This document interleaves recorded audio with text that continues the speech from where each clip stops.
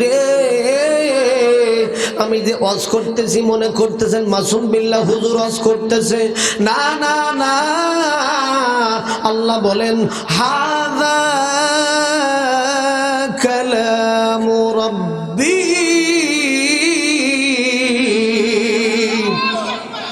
আমার রব্বে কারীম ডাক দিয়া বলেন ওয়াজ করতেছি আমি আল্লাহ। জোরে বলেন না সুবহানাল্লাহ, জোরে বলেন আল্লাহু আকবার।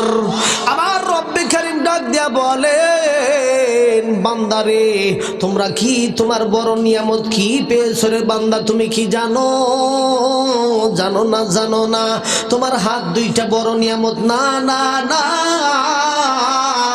তোমার চোখ দুইটা বড় নিয়ামত না? না না। তোমার কিডনি দুইটা বড় নিয়ামত না? না না। তোমার মা তোমার কাছে বড় নিয়ামত না? না না। তোমার বাবা তোমার কাছে বড় নিয়ামত না? না না। আমার রব্বে কারীম ডাক দিয়া বলেন কি তোমার কাছে বড় নিয়ামত? সকলেই বলেন বিসমিল্লাহির রহমানির রহিম। লাকাদ মান্নাল্লাহু আলাল মুমিনিন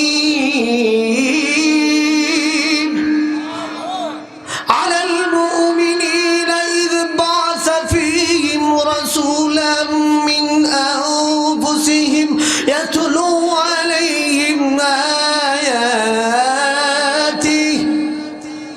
আমার রব্বে কারীম ডাক দিয়া বললেন রাসূলা সবচেয়ে বড় নিয়ামত হলেন আমার রাসূল।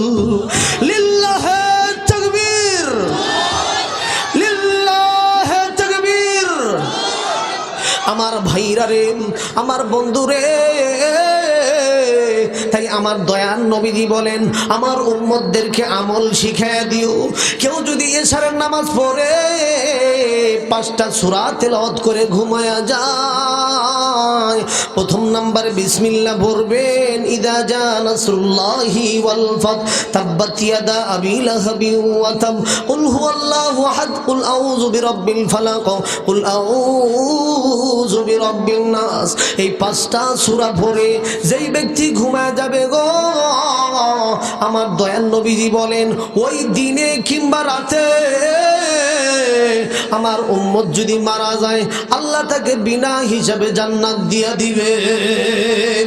আমার দয়ার নবীজি বলেন তোমরা রাস্তায় বাড়াইছো, তোমরা একটা আমল করবা। কি আমল করবা? শোনো শোনো শোনো, তোমরা একটা আমল করবা, 21 বার পড়বা লা ইলাহা ইল্লা আনতা সুবহানাকা ইন্নী কুনতু মিনাজ জালিমিন। আর বিসমিল্লাহ পড়বা।